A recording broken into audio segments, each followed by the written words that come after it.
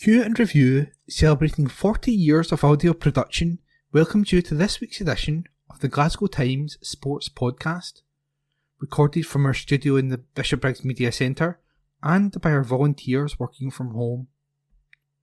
Keep up to date with Q and Review news via our Facebook, X, formerly known as Twitter, or Instagram at Q and Review.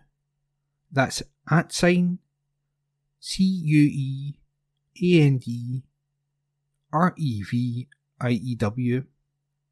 or get in touch with us directly by emailing information@qandreview.com. That's INFORMATION @CUEANDREVIEW.com, or by calling us on 0141 772 3979. Please like and share our podcast and give us constructive feedback. Evening Times Sport, September 9. Belarus debutant reveals real reason for crunching Lewis Ferguson. Report by Mark Walker. Belarus debut star Vladislav Kalinin admitted he smashed into Lewis Ferguson as revenge for a tackle on his teammate. Scotland defeated Belarus in Hungary to make it 4 points out of 6 in their opening 2 World Cup qualifiers. Bologna midfielder Ferguson was fortunate to avoid a more serious injury when Dynamo Minsk player Kalinin made an awful lunge on the former Aberdeen star in the second half. He was only booked, and the 23-year-old had no regrets about the tackle and said, "Before that challenge, our player, Max Ebong, was taken out with a tackle from behind. I thought that was unacceptable, so I decided to take a little revenge for my teammate. That's probably how we should have played, with more aggression. I didn't want to cause injury in any way, but you have to be tougher in a match like that. For me, it was a great honour to make my debut for the national team. There was a lot more responsibility for me than when I played for Dynamo Minsk. In the second half, Scotland played more through the middle, and it was tough for us." Report by Mark Walker. Evening Times Sport, September 9. Why Dundee defender Luke Graham is glad he snubbed a Premier League move. Report by Matthew Lindsay. Luke Graham has expressed relief that he turned down a lucrative move to a Premier League club in England when he was a teenager, as he prepared to line up for the Scotland under-21 side in their European qualifier against Portugal at Fir Park tonight. Dundee centre-half Graham has gained extensive experience of the senior game during hugely beneficial loan spells in the lower leagues with Lochee United, Albion Rovers, Montrose and Falkirk in the past 4 years. The 21-year-old made his 100th appearance in the professional game when his Dens Park club took on their city rivals Dundee United at home in a William Hill Premiership match at Tannadice before the international break. Many up-and-coming Scottish prospects have been lured down south by English clubs who are no longer able to sign players under the age of 18 from Europe because of Brexit. Concerns have been expressed about the impact the Brexit brawn drain is having on the academy system in this country, and the ability of our most promising youngsters to make the difficult transition from age group teams into the first team at big Premier League outfits in future has also been called into question. The defender had the chance to take the path which several of his contemporaries have gone down, but he decided to stay on Tayside and has not had cause to regret his decision. And he said, "I really enjoyed my time at Falkirk. I created a lot of good memories there. Coming back to Dundee, all I wanted to do was play. Thankfully, the manager has given me the chance to do that so far and continue to keep going. Even last season, I felt I could have played in the Premiership, but I needed to go out and get minutes, and that's what I did. I came into this season in a positive frame of mind and just feel a brand new player. I'm happy where I'm playing football. I just need to keep on getting minutes and keep improving week in, week out. I am happy I stayed at Dundee. A few years ago I had a bit of interest from down south, but I decided to stay in Scotland. I just wanted to keep playing men's football because I felt that was the best thing for me at the time. Obviously, everyone's going to develop differently, but I felt that being a centre-back, I needed to play men's football up against men, against tougher opponents. I wanted to be taking knocks and all that kind of stuff. Funnily enough, I feel I learned the most when I was in League Two and League One. I was playing up against big physical players who were not afraid to just give you a knock. I really enjoyed that and feel it brought me on as a player. Like I said, I was playing against men, and that was the best thing for me. Meanwhile, Graham has confessed that he has enjoyed working under former Scotland centre-half Stephen Pressley this season, despite the difficult start which the Dundee manager has had at Dens Park. And he said, "He's been brilliant with me so far. I think he's been great with most of the boys as well. He's still trying to get all the things that he wants into us. It's a new process, but all the boys are really enjoying it. He was a really successful centre-back himself, and he is giving me good advice every day in training. I am just trying to take it in." Report by Matthew Lindsay. Evening Times Sport, September 9. Steve Clarke delighted to get through tough Belarus game. Steve Clarke left the ZTE Arena with a smile on his face following Scotland's solid 2-0 win over Belarus, which cemented 2026 World Cup hopes. In a Group C qualifier played behind closed doors in Hungary, striker Che Adams scored from close range 2 minutes before the break, before defender Zakhav Volkov put through his own goal in the 65th minute, which gave the Scots 4 points from 6. Scotland also go into the double-header against Greece and Belarus next month, with 2 clean sheets, following the goalless draw against Denmark on Friday, while the Danes' 3-0 win in Greece also takes them on to 4 points, but with a slightly better goal difference. Clarke said, "It was a tough night. I expected the reaction that Belarus gave after their 5-1 defeat by Greece. They lost quite heavily in the first game, so the immediate reaction to that is going to be more defensively solid, with a lot of big guys, and fill the middle of the park. We had to be patient. It was nice to get the goal just before half-time, because it gives you that extra bit of security. We just kept prodding and trying to do what we wanted to do. They made it difficult for us, and we were always a threat on the counter because of the pace up front.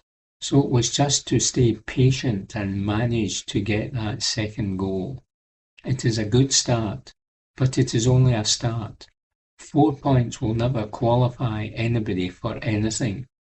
There are 2 big games next month, but the effort from the players, the help I have had from my staff, has been great. It is nice to start with this situation that I can go home with a smile on my face, but I am already thinking about next month. As a UEFA sanction for the support shown by Belarus to Russia's invasion of Ukraine, the Belarusian games have to take place in a neutral stadium with no supporters inside.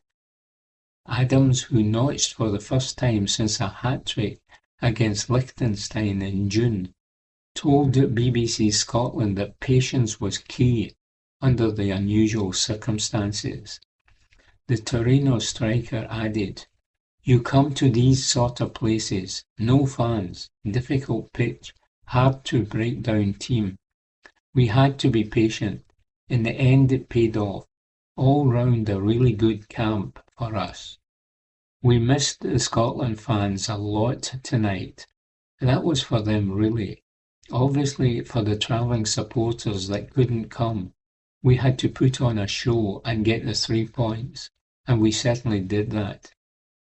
Adams is looking forward to a packed Hampden Park next month when Greece are the first visitors, and he added, "We know when we're back at Hampden with the crowd behind us, we can beat anyone on the day.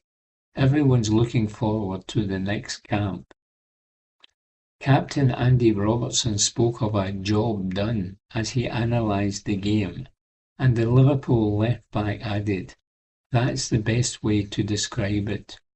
We knew they would try to be a bit more secure and defensive. We just had to be patient and got the goal at the perfect time just before half-time. We could have had more, but a job well done. When they've changed their shape, it takes a wee bit of time to figure out what's going to work. Once we got through with a great goal, we just wanted to stay professional and thankfully got the second goal." Evening Times Sport, September 9. Tartan Army's message to UEFA. Report by Mark Walker.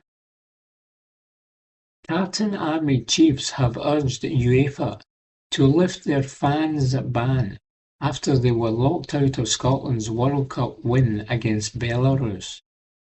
Scotland eased to a 2-0 win against the former Soviet nation in front of an empty stadium in Hungary because the hosts were hit with UEFA sanctions due to their support for Russia's invasion of Ukraine. Despite this, a few dozen die-hard Scotland fans made the trip anyway and were able to watch the game from an access point in the corner of the stadium, albeit with a restricted view. And they have lashed out at European football's governing body for punishing fans for not allowing them into the qualifier.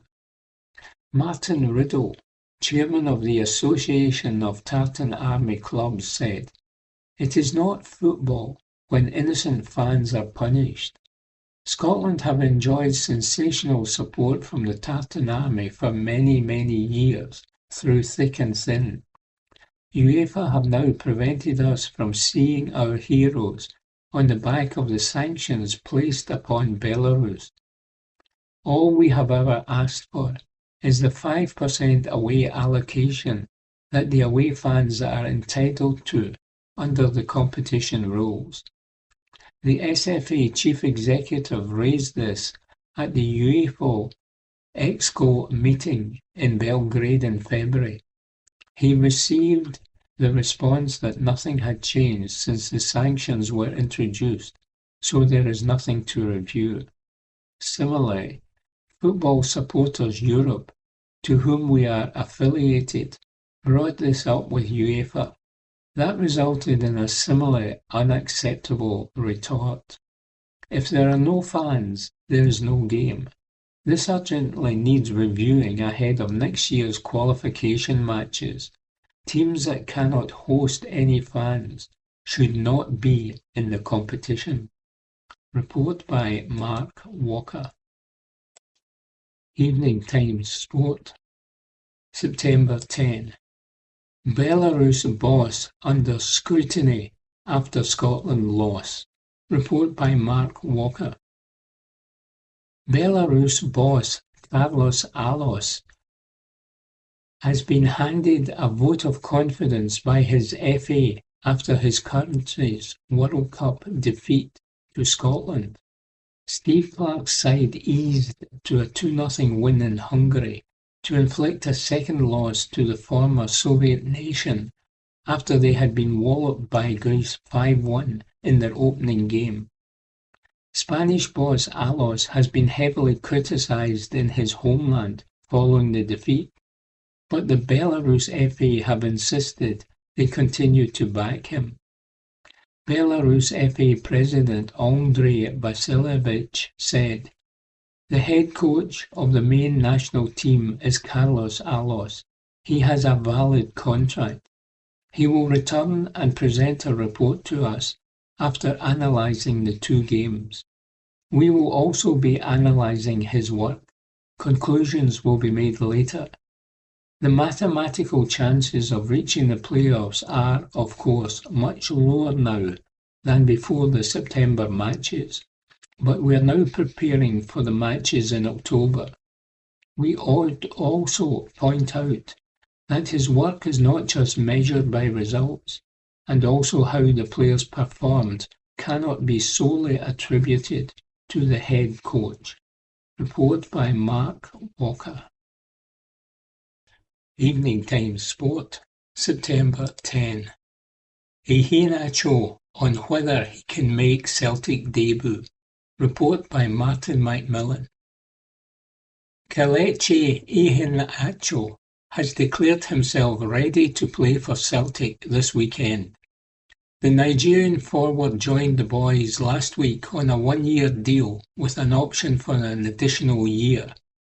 After training with the squad, the 28-year-old could feature against Kilmarnock on Sunday.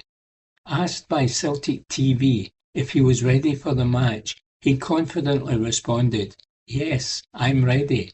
I've always been ready since I started playing football." The former Leicester City striker, who boasts FA Cup and Community Shield victories under manager Brendan Rodgers, is eager to continue his success at Celtic. He expressed his desire to add more medals to his collection, saying, "Funnily enough, when I came in here, I saw the trophies they have won. Just seeing like 50-something, a lot of trophies. It looks like it is something normal for the club, so they're used to winning trophies and they are comfortable doing that.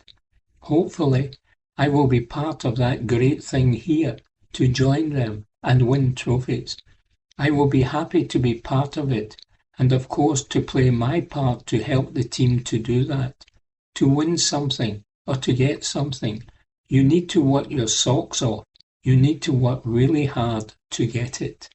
Report by Martin McMillan. Evening Times Sport, September 10.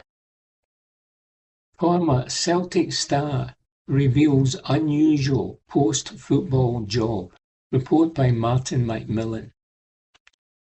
Former Celtic hero Jus Valgaeren has retrained as a sewer expert. The ex-defender, who won 19 caps for Belgium, joined the Hoops 25 years ago in a £3.8 million move from Roda. Under Martin O'Neill, he won 3 league titles, 3 Scottish Cups, and a League Cup with Celtic. He also featured in the 2003 UEFA Cup final, where Celtic were defeated by Porto.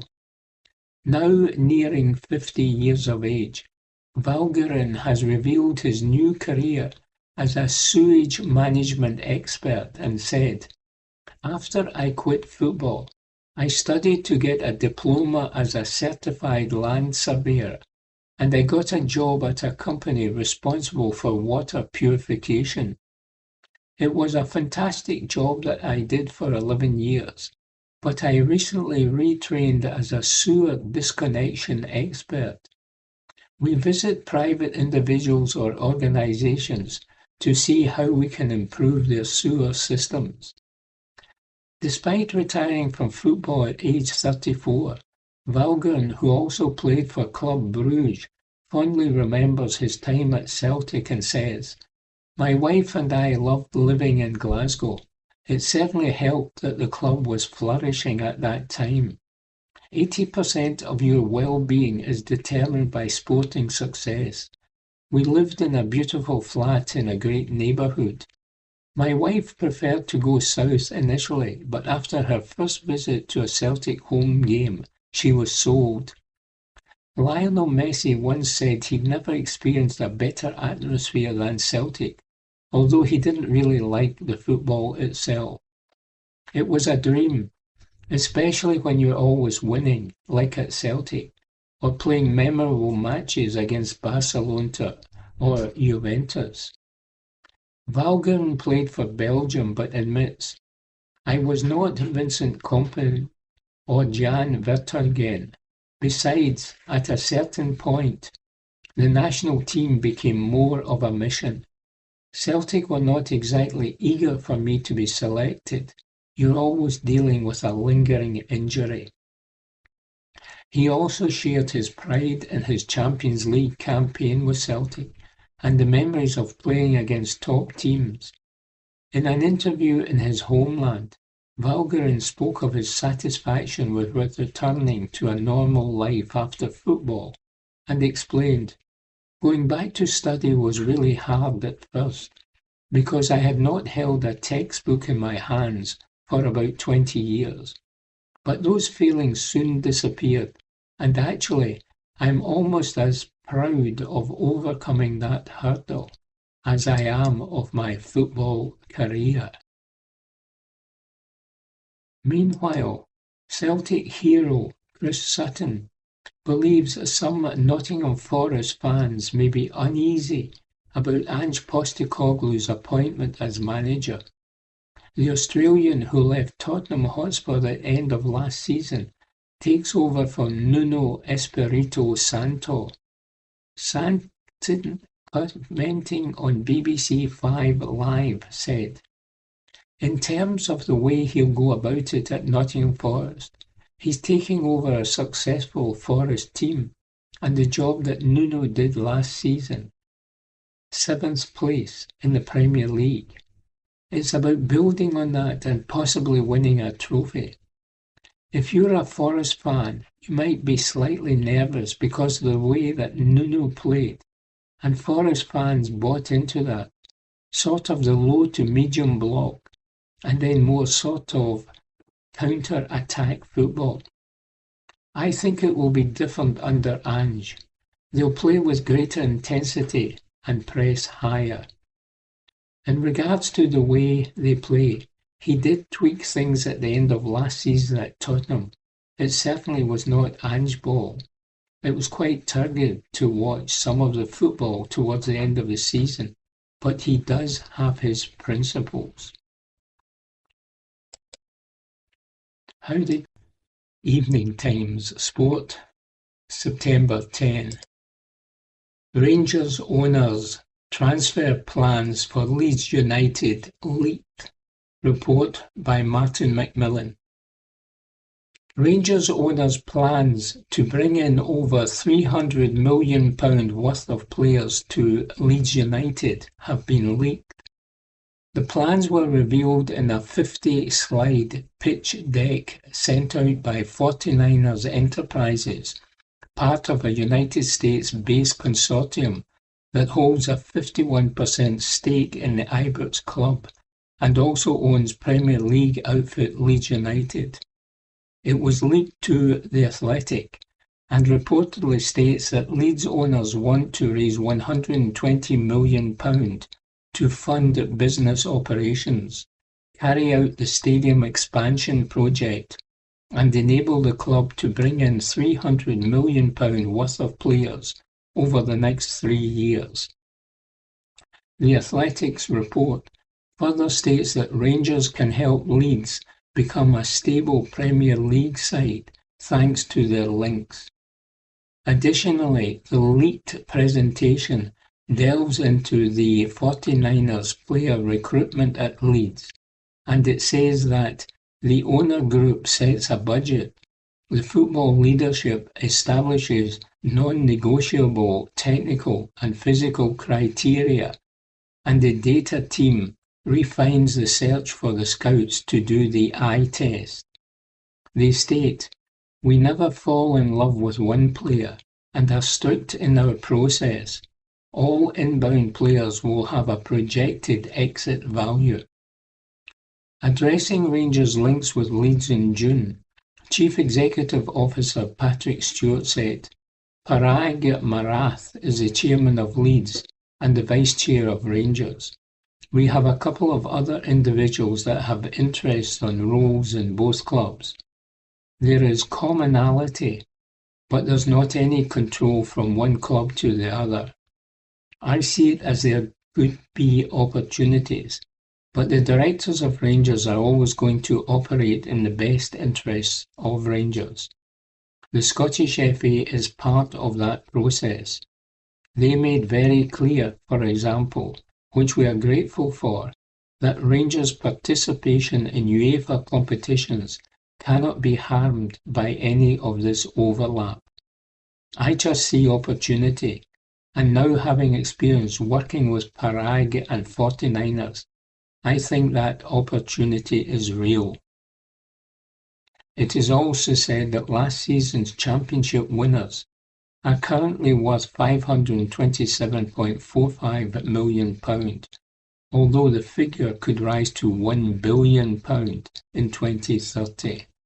Report by Martin Macmillan. Evening Times Sport, September 10. Rangers striker reveals Haaland gesture as he scores 4 goals. Report by Martin Macmillan. Rangers player Thilo Asgard has revealed the gesture made by Erling Haaland towards him during Norway's 11-1 win over Moldova last night. Asgard scored 4 goals while Haaland netted 5.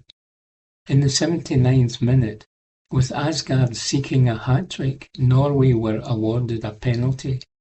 Haaland, already having scored 4 times, handed the ball to Asgard. Reflecting on this, Asgard said, "That just says everything about his character. I think we all know it already. He's desperate to score goals, so for him to give me a penalty is amazing. He just said, 'Do you want it?' I said, 'Yes, of course.' It's just an amazing moment. My family were there in the stands. It was a proud moment." Rangers and Russell Martin will be hoping Asgard can transform his international form onto the club's scene this weekend.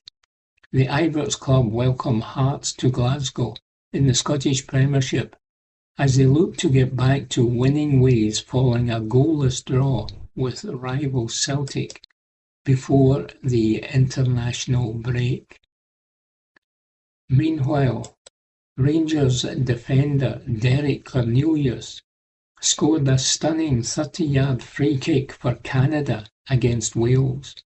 The 27-year-old, on loan from Marseille, netted his first international goal in the friendly match. The impressive strike came in the first half and marked his first goal for Canada in his 37th appearance.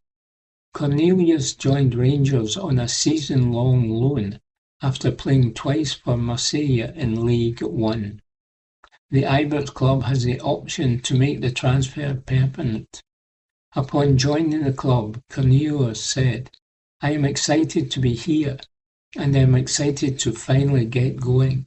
What excited me is that it is such a massive club with such a passionate fan base. It is always something that every footballer looks forward to, so I am looking forward to playing in front of these supporters, giving it my all, and winning a lot of matches." Evening Times Sport, September 10. Sleepouts at Ibrox raise over £300,000 for homeless causes. Report by Sanda Suresh. Rangers fans have raised £358,500 for homelessness charities through a decade of sleepout events. The Rangers Charity Foundation's Big Ibrox Sleepouts have supported charities tackling homelessness and helped fund community work. The sleepouts have delivered 310 extra days of winter provision through Glasgow City Mission, directly supporting around 6,000 people at risk of rough sleeping. The events have also funded meal services, clothing, and other essential support. David Henson, Supporter Engagement and Events Executive at the Rangers Charity Foundation, said, "Our supporters have been incredible over the last decade, raising over £358,000 for homeless charities via the Big Ibrox Sleepouts, as well as additional funds for the Foundation's own work in the community and with its charity partners.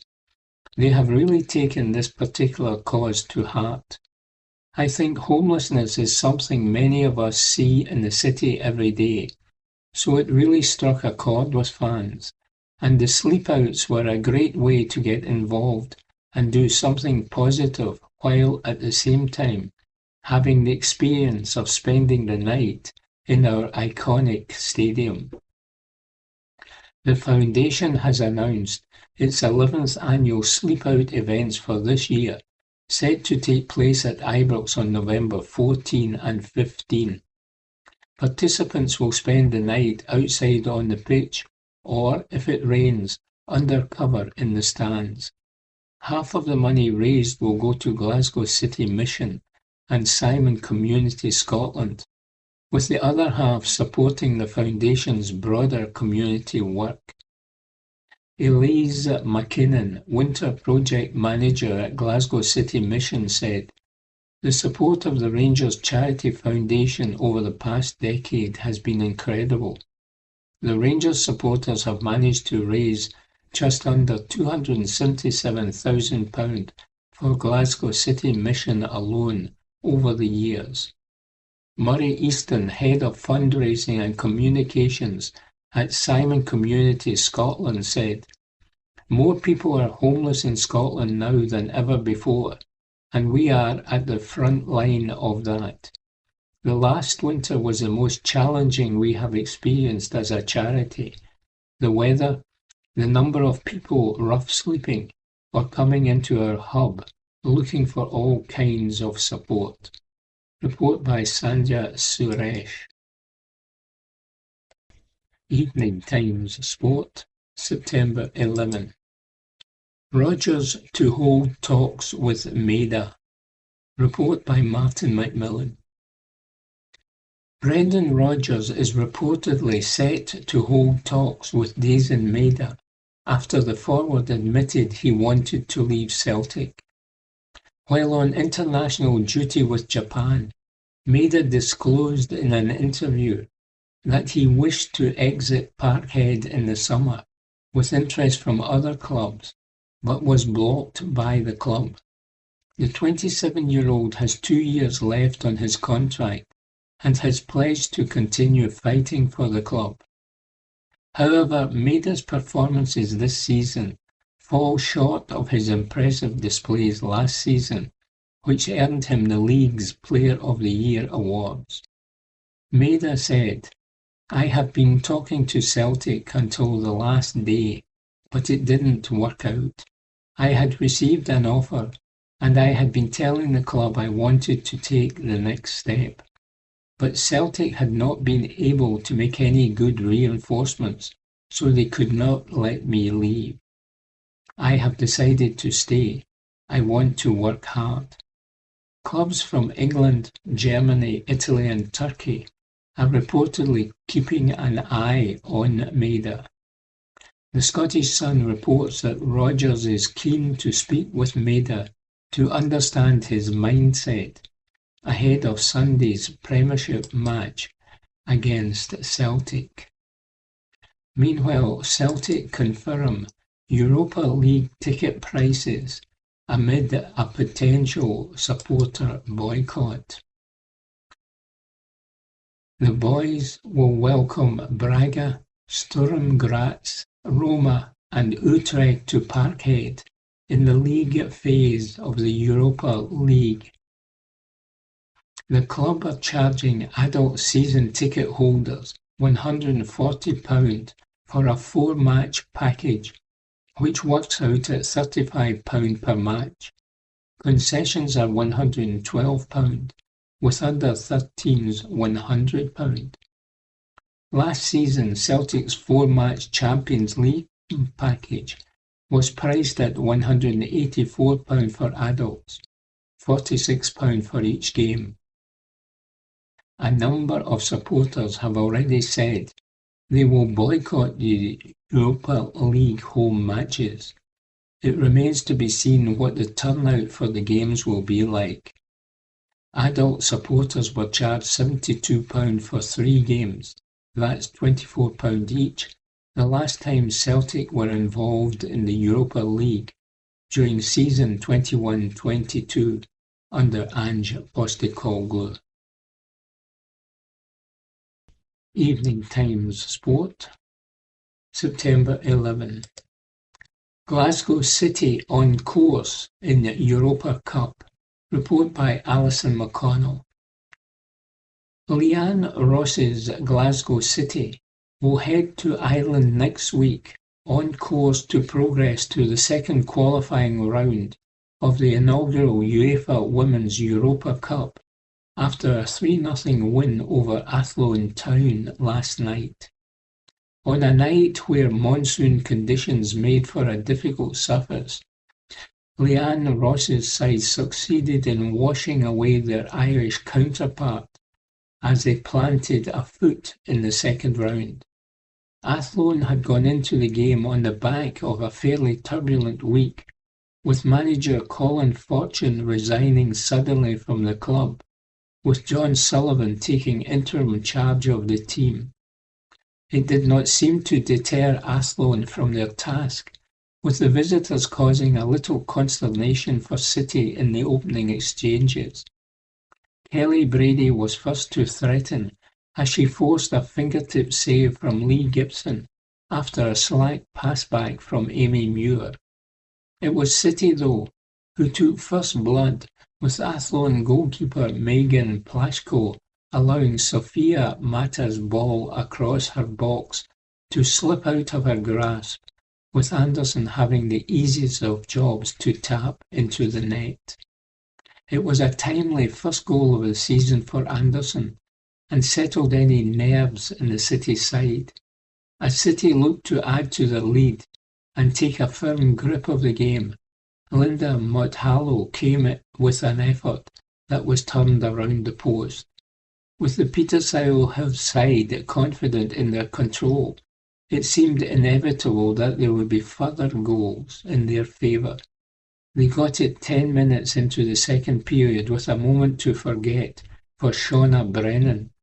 The fullback was caught by Mata again, who nicked in to pinch the ball off her toe before then squaring. There was no mistake this time from Mothallo, and the midfielder buried her effort firmly behind and beyond the reach of Plashko. A third that quickly followed, with Forrest getting her name on the scoresheet on the cusp of the hour mark. Athlone stuck to their task and caused a few issues in the City defence, but they were unable to capitalise, much to the relief of the Petershill side. It gives City a solid result to take into the second leg, as they look at another Europa Cup tie and the potential of a place in the group stages of the competition. Meanwhile, Hibs women have taken a dunt to their hopes as they went down to a 4-1 defeat against a ruthless Inter Milan side. With a number of seasoned international players in their ranks, the Italian side got on top for a 4-1 win. Evening Times Sport, September 11. Barry Ferguson believes Rangers are more settled after transfer chaos. Report by Martin Macmillan. Barry Ferguson believes a significant change at Rangers will aid Russell Martin after the international break. Rangers' last match was on August 31, a goalless draw with Celtic. At that time, Nico Raskin was absent. Hamza Egaman had recently departed following a protracted transfer saga, and Cyril Dessers was on the bench, set to leave for Greece. The summer of extensive recruitment at Ibrox concluded with deadline day additions on September 1. Ferguson now asserts that the club is more settled, which should benefit Martin, as off-pitch distractions no longer impede Rangers' on-field performance. In his column for the Daily Record, Ferguson stated, "There is no point sugar-coating it, and nothing to be gained by pretending Rangers and Russell Martin have got the season off to a positive start. And I'm perfectly sure no one inside Ibrox would even attempt to suggest they have been happy with the first few weeks of the campaign. It has been difficult for the new manager, and, at times, it's looked a bit frenzied. But it is also worth remembering it was always likely to be a turbulent transitional period." Ferguson highlighted the chaotic start to the season, attributing it to the various changes at the club, and he pointed out that it was predictable that the start of the season would not be as smooth as fans had hoped. He continued, "When the season restarts on Saturday at 3 o'clock, there can be no more distractions and no more excuses." He went on to say that the extensive work done over the summer, the end of the transfer market, and the international break had all provided the clarity needed for the season ahead. Ferguson noted the uncertainty that surrounded the club, with questions about players staying or leaving, and how the team would cope with losing two strikers. However, he believes that these questions have now been answered, and he concluded, "The dust has settled, and Russell will have been able to take some time during the international break to get his head clear. So when Hearts come to Ibrox on Saturday, Rangers will get the opportunity to relaunch the whole season, and it is one they simply cannot afford to miss." Meanwhile, Nicolas Raskin is set to resume his first-team training with Rangers. The 24-year-old Belgian international had been training alone after a fallout, but is now back in Glasgow after scoring his first national team goal during Belgium's 6-0 win over Kazakhstan. The Scottish Sun reports that Raskin has had discussions with Martin and will now join first-team training at Auchenhowie. However, the midfielder is aware that he must earn his place back in the squad. Raskin was left out of the matchday squad for the goalless draw against Celtic before the international break, and now Rangers have a fixture against Hearts on Saturday. Raskin is eager to move past the summer turmoil and concentrate on his club commitments. Speaking to the media in Belgium, he said, "I'm going to do my best to turn it around. I know I can be important for my club. I have a good relationship with the fans.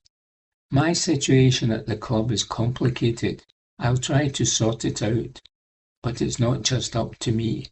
I want to regain my place in the team, but it is not an easy situation. Meanwhile, it has become known that 3 Premier League clubs had held talks with Rangers over Raskin. That was when the Belgian midfielder looked like he could leave Ibrox after being left out of Russell Martin's 11 on several occasions. His dad was seen being critical of the manager and his oversized ego on social media, but Martin denied any breakdown in the relationship between the pair. The Premier League trio are 3 not named, but it is claimed others were in the mix too. However, the player himself said no to the prospect of moving, as he wanted to fight for his future at Ibrox. Evening Times Sport, September 11. Ryder Cup captain insists Europe pairings are not set in stone. Report by Press Association. European Ryder Cup captain Luke Donald insisted his pairings were not set in stone as he fine-tuned preparations for Bethpage with all 11 present members of the team in action at the BMW PGA Championship. Rory McIlroy, fresh from his victory at the Irish Open, will play the first 2 days at Wentworth alongside European teammates Shane Lowry and Jon Rahm. Tommy Fleetwood and Justin Rose will also be grouped together, along with defending champion Billy Horschel, while captains picks Ludwig Aberg and Matt Fitzpatrick go out with Hideki Matsuyama. However, Donald, himself playing with Alex Noren and Matteo Manassero, remained coy over whether much could be taken from the groupings at this weekend's flagship DP Tour event. Will you get an idea of my pairings?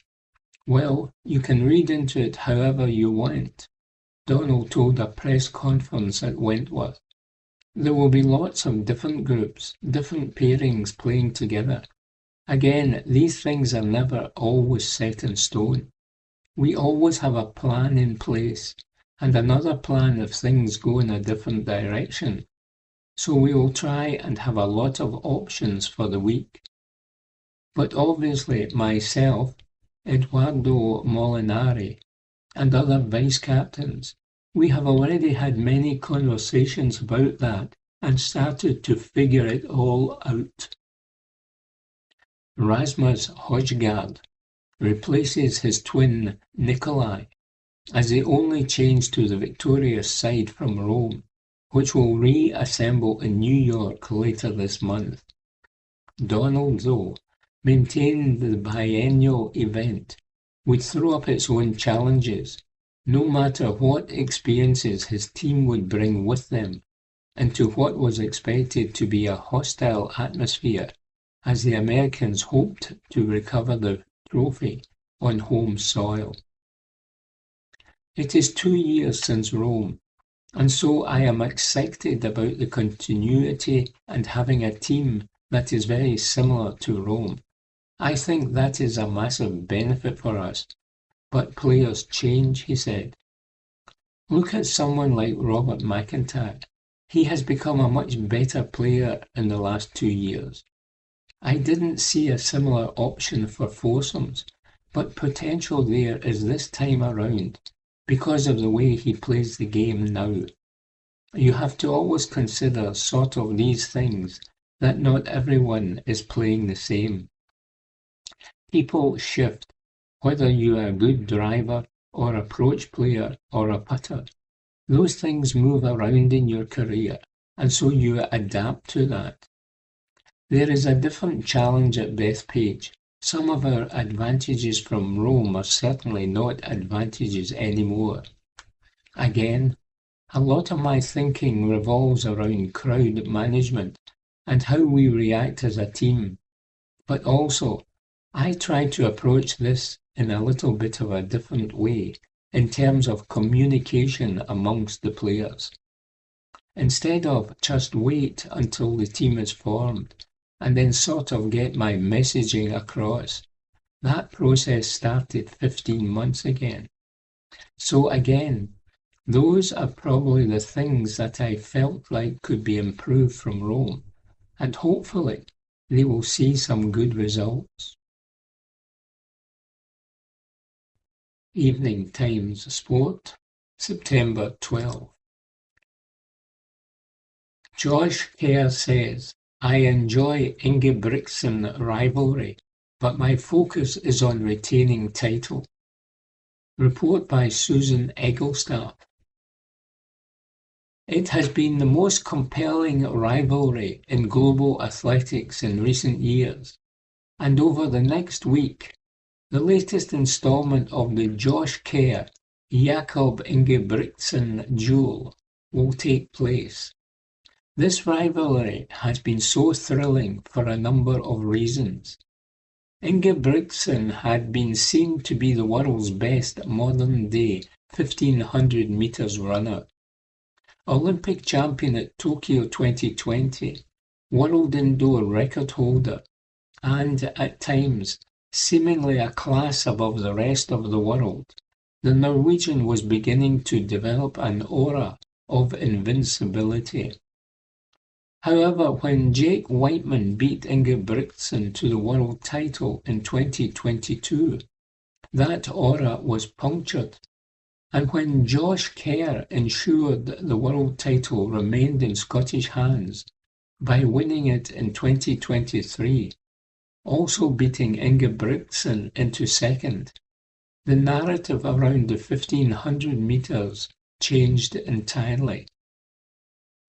No longer was Ingebrigtsen seen as untouchable, and soon it became apparent that not only were Kerr and Ingebrigtsen rivals on the track, they were foes off it. The dislike between the two has been clear to see, with Kerr accusing Ingebrigtsen of a lack of respect, while Ingebrigtsen claimed that Kerr was scared of racing him. They went into the Paris Olympics with the 1400 final billed as a head-to-head between the two.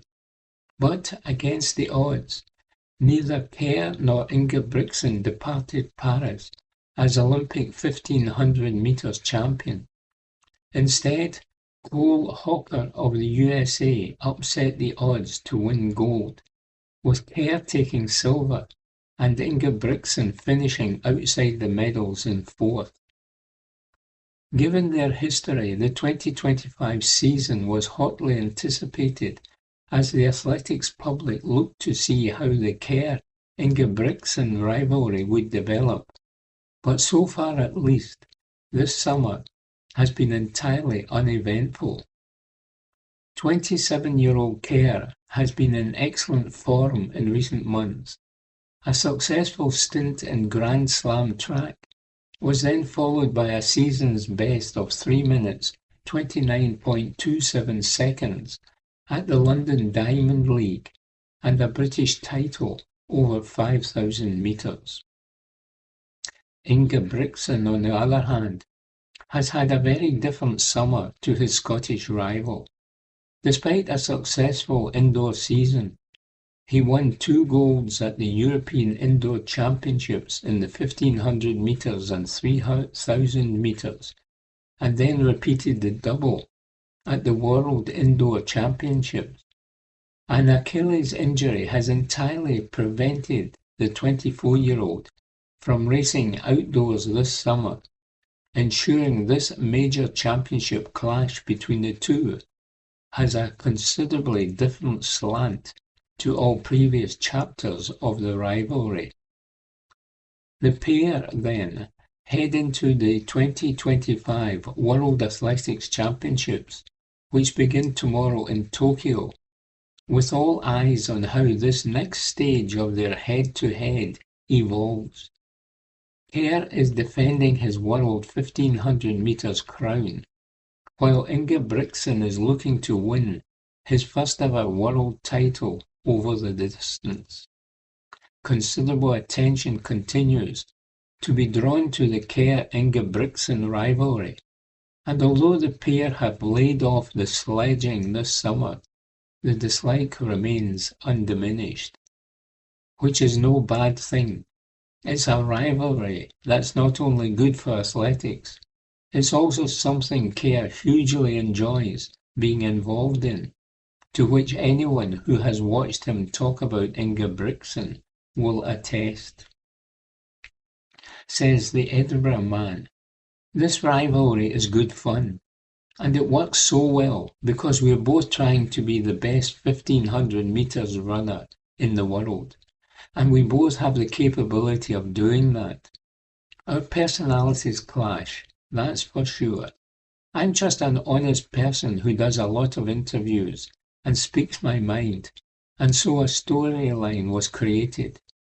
Naturally, that storyline was kept going because of what we were saying in interviews and going back and forth with each other.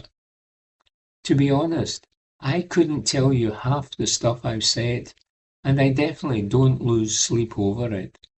At the end of the day, both of us just want to be the best that we can be and be the best in the world."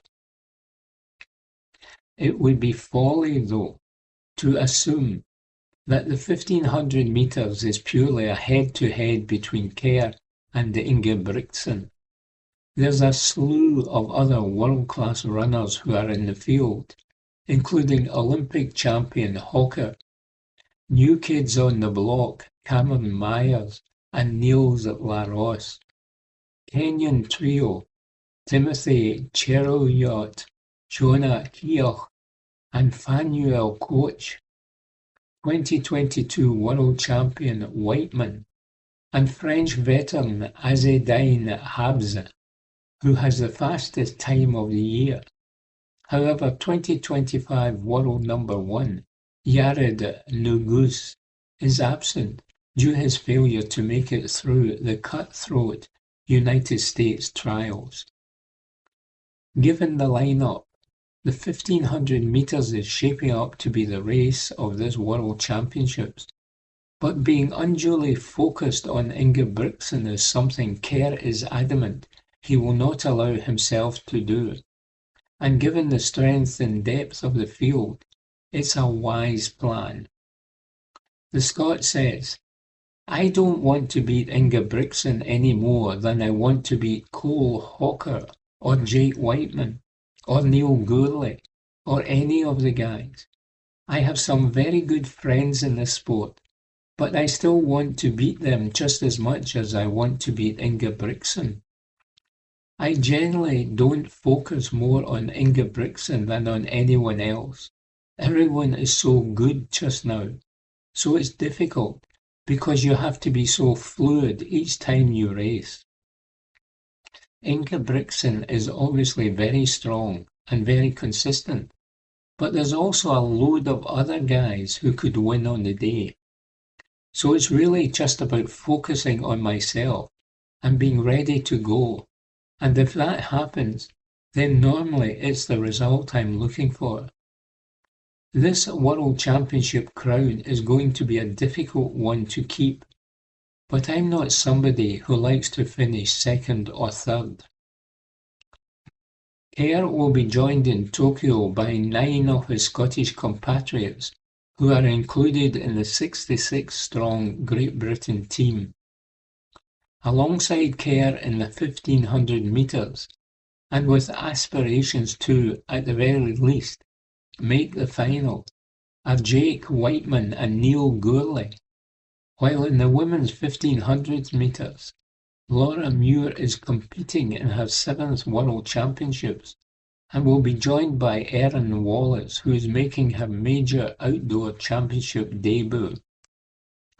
In the 800 metres, Gemma Reekie is aiming for her first ever medal at a major outdoor championships, but will have her work cut out given she's facing her Great Britain teammates Keely Hodgkinson, and Georgie Hunter-Bell. Megan Keith and Sarah Tate make their World Championships debuts in the 10,000 metres and 3,000 metres steeplechase respectively.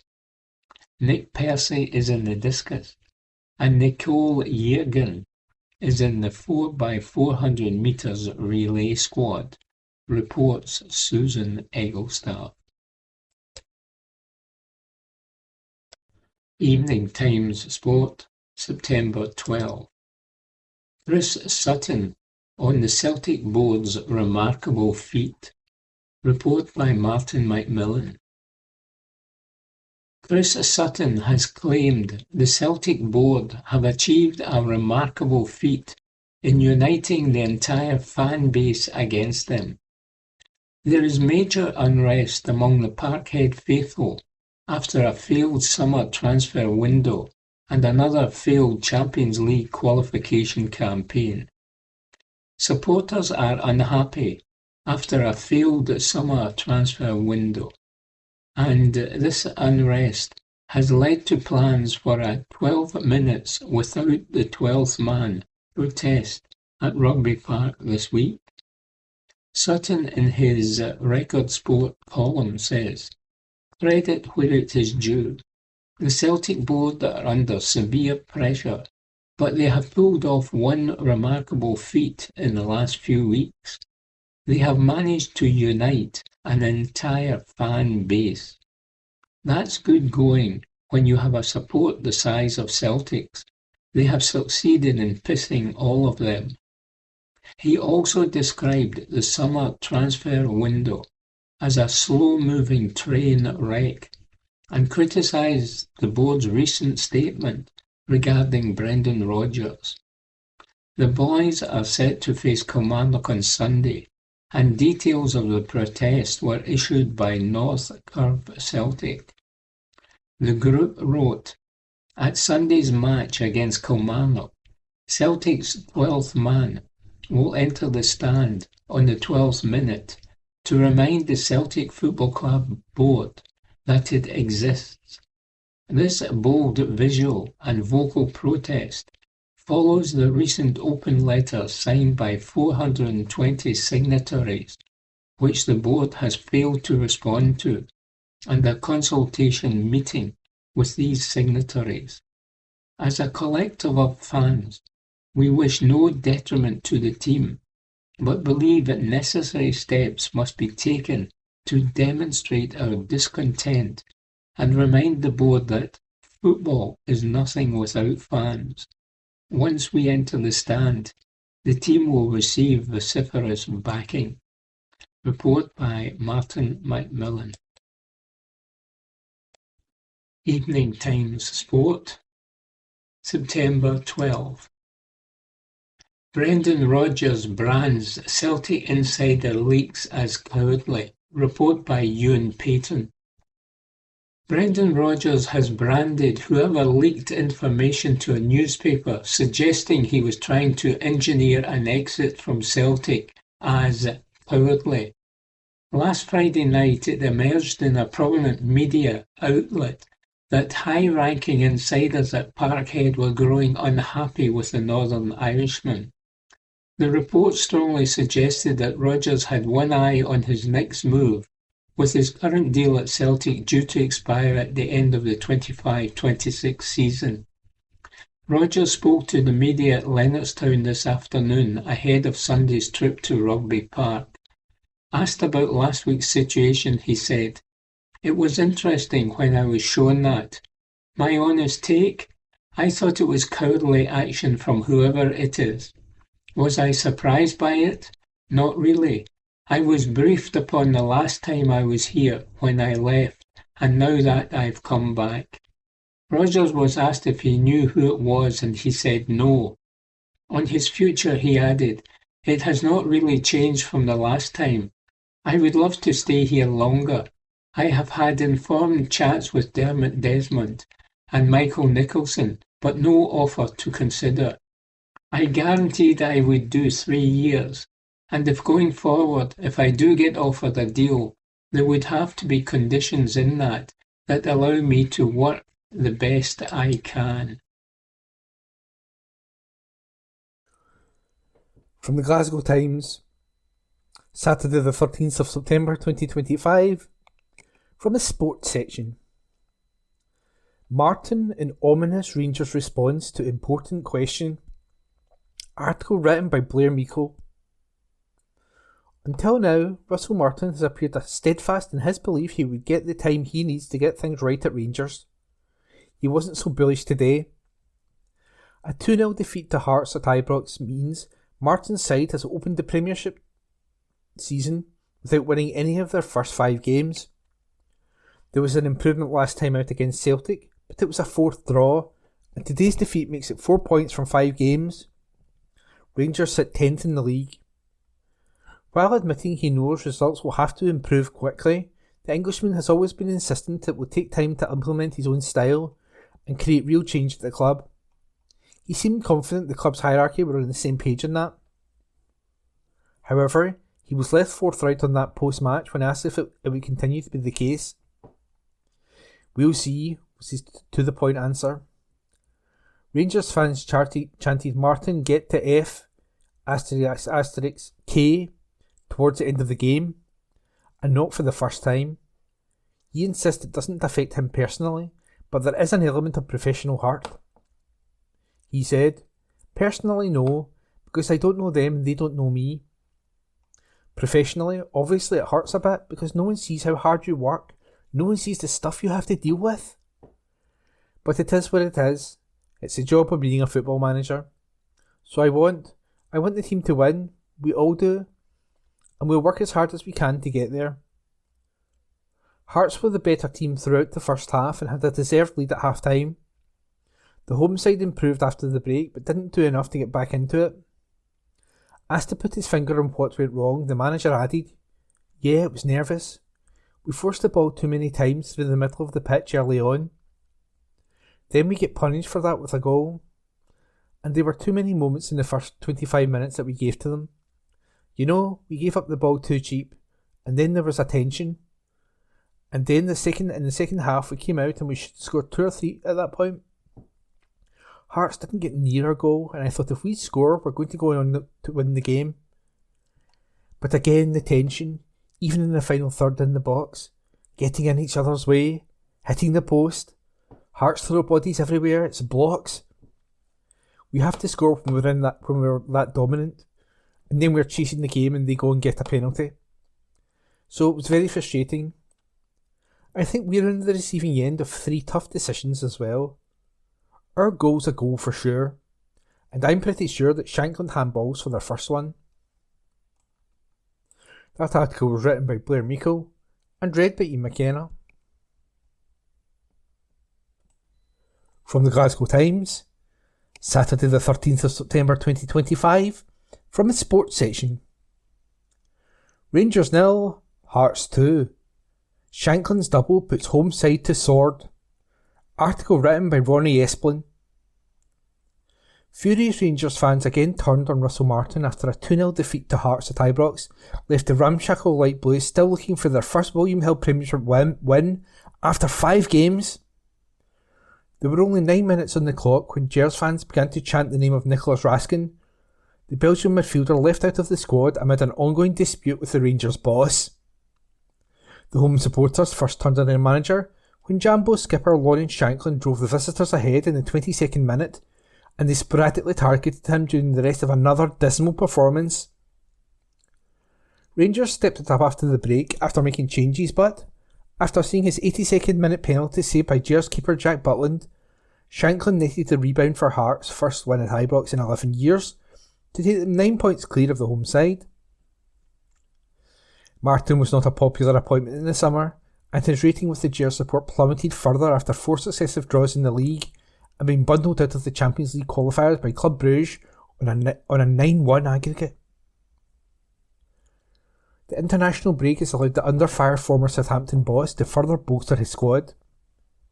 Canada defender Derek Cornelius, on loan from Marseille, and Youssef Chermiti, The 21-year-old Portuguese attacker, who signed from Everton for a reported fee of £8 million, started on the bench for Rangers, unchanged from the goalless draw against Celtic before the international break, when they failed to get a shot on goal.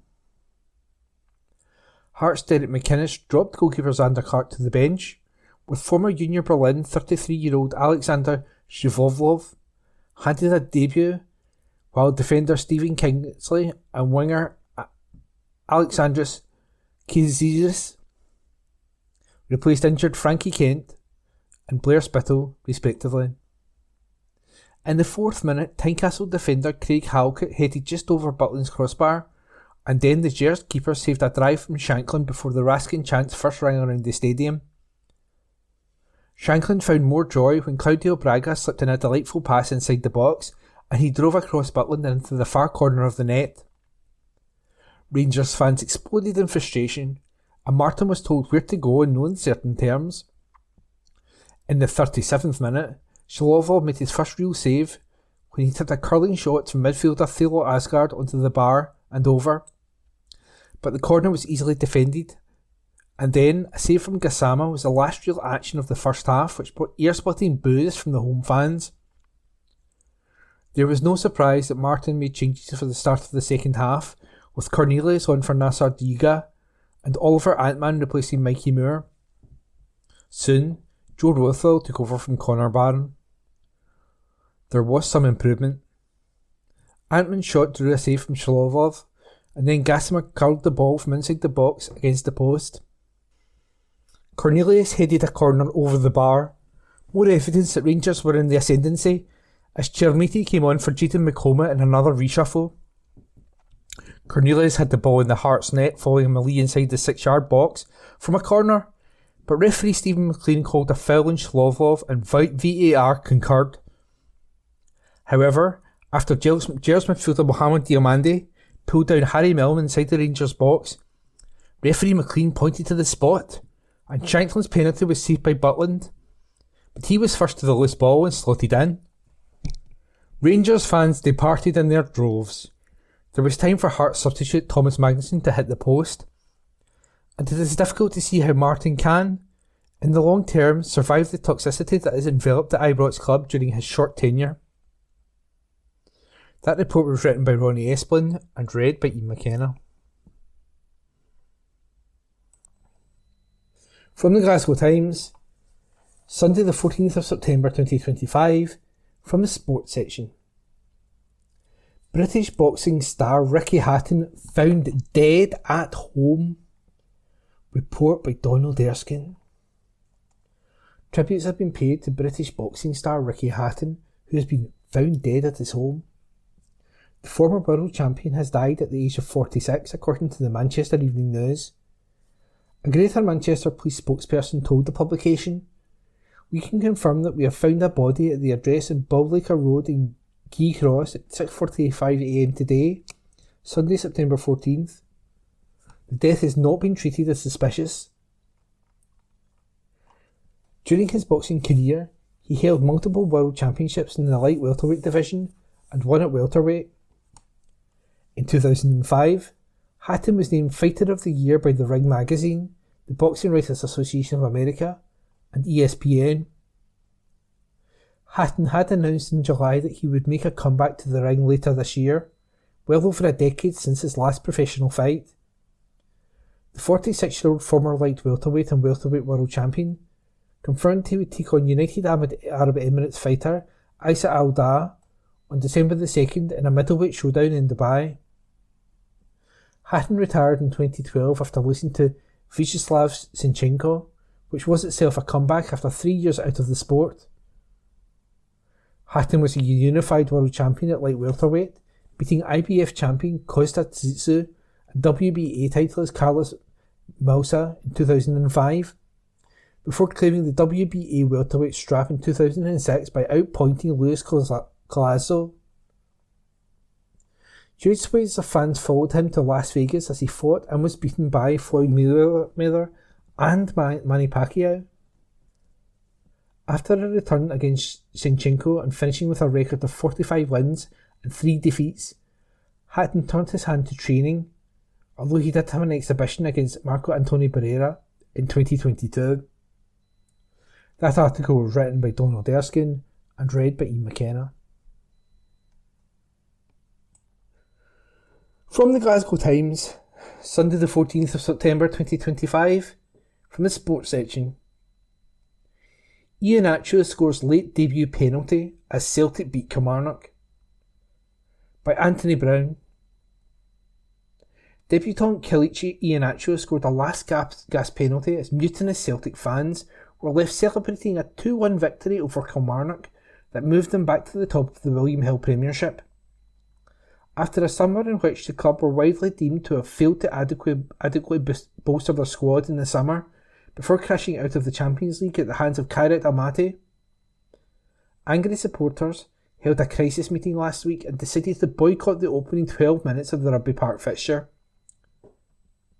Around half of the travelling fans opted to take partaking in the late entry protest, while the others eventually filtered in to witness the remainder of an underwhelming goalless first half from Brendan Rodgers' side.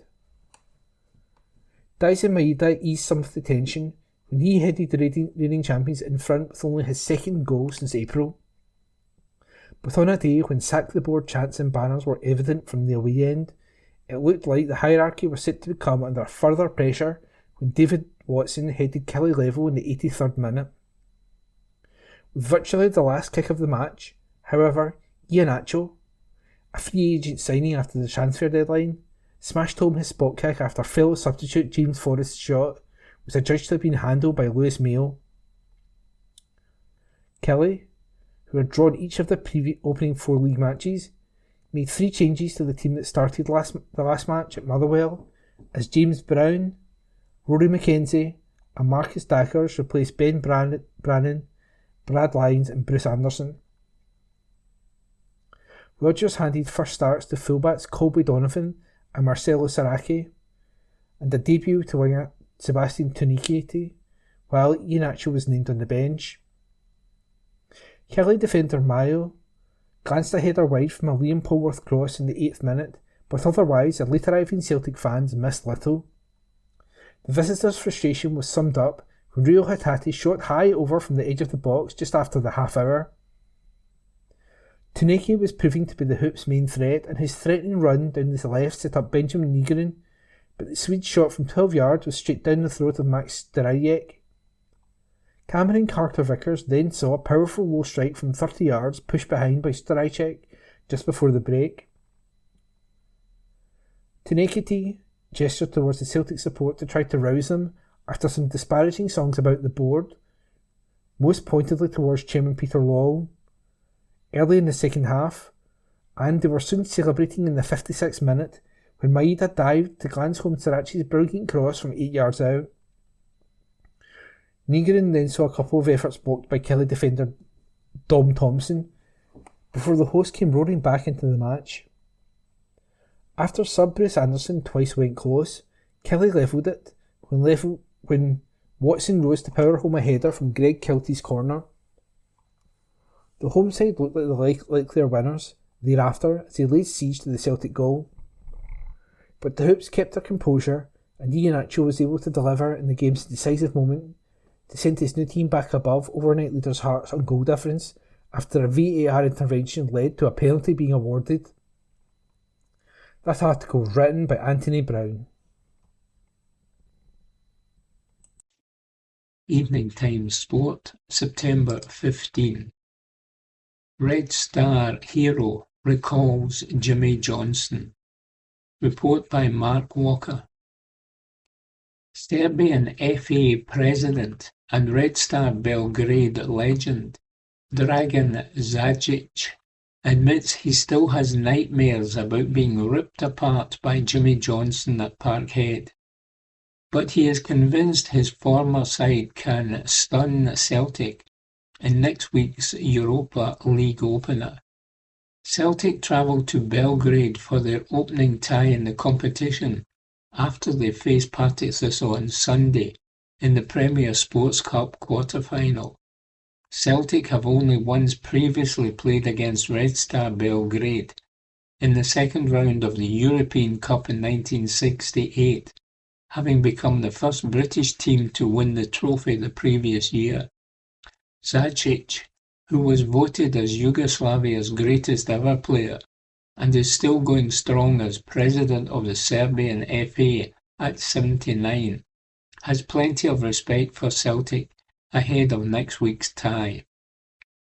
But he recalled the game at Parkhead 57 years ago when Johnson, a nervous flyer, was promised he would be excused from a flight to Belgrade for the second leg if Celtic could build a 3-goal advantage, and promptly helped them wallop Red Star 5-1 by scoring twice and providing 2 assists.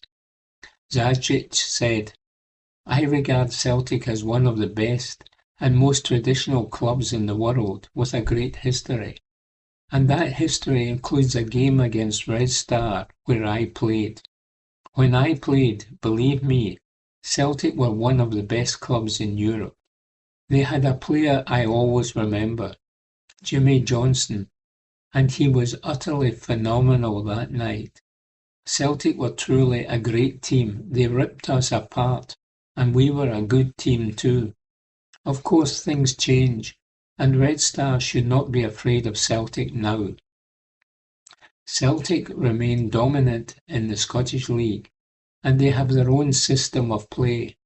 I actually watched their game against Rangers, and my impression was they play very specifically and differently from most European clubs. They are solid and physically strong. I am sure the Red Star coach Vladan Milojevic watched the game too. My opinion is that Red Star can get the better of Celtic if they concentrate on playing their own game. I am looking forward to the match.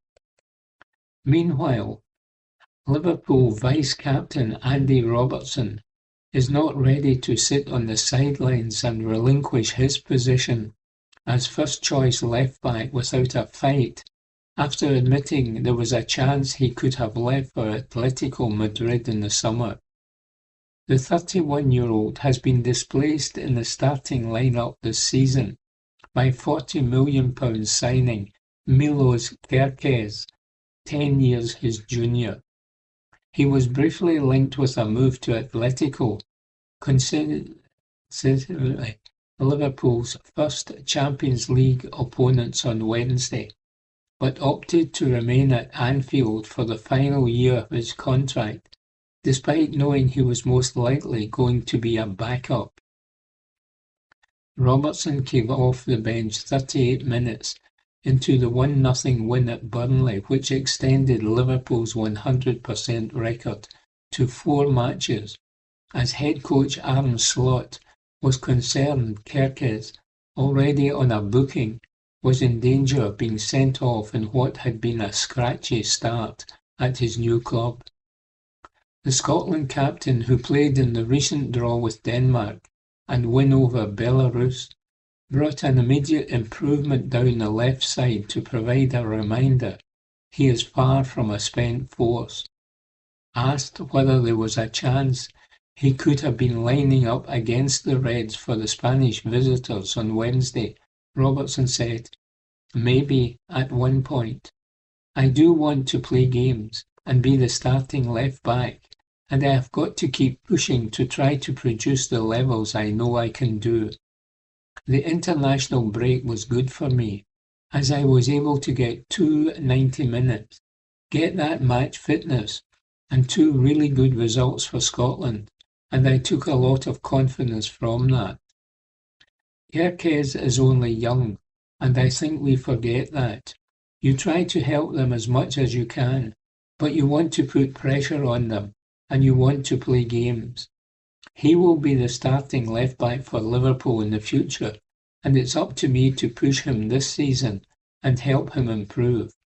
He just needs to keep working hard and not let today affect him, which it won't, as he is a confident lad, and I'll help him as much as I can."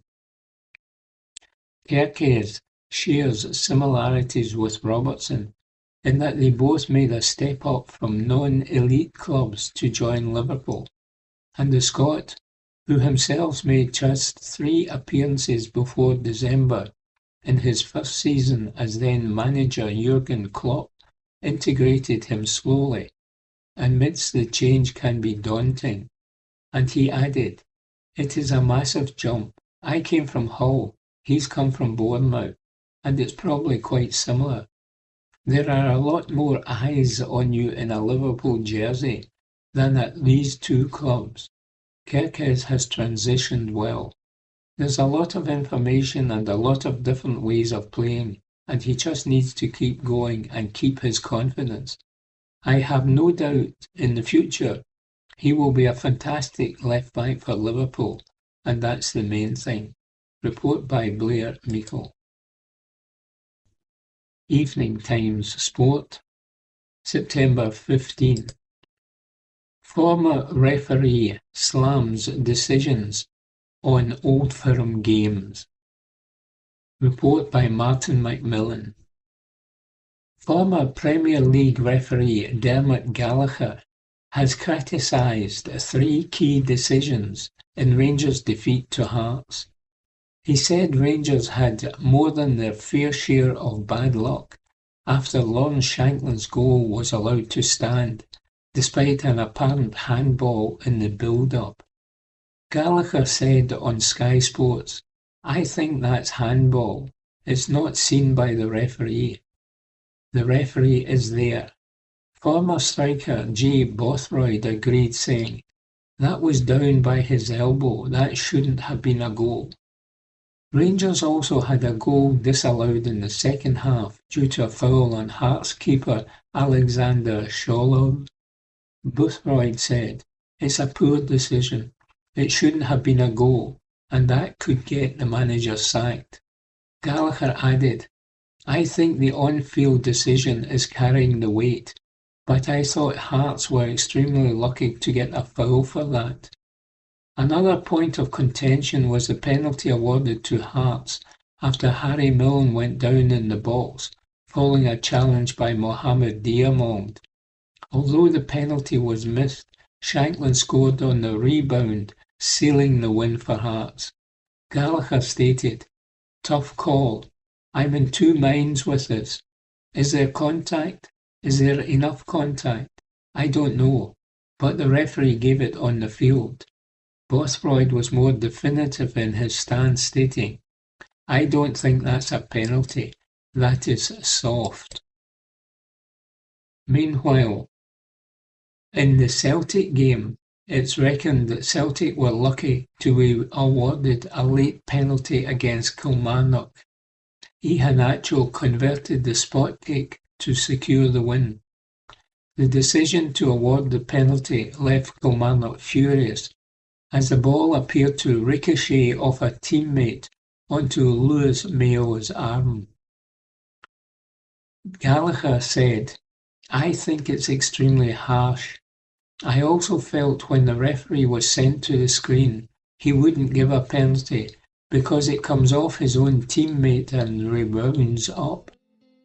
What they work to is, if it comes off a part of your own body or a teammate, play on. If you watch, it does come off his teammate and flies up. His arm is always in that position. He's there. It struck him. So I thought he was extremely unlucky." And Bothroyd added, "That is so harsh. I think that's a poor decision." Report by Martin Macmillan.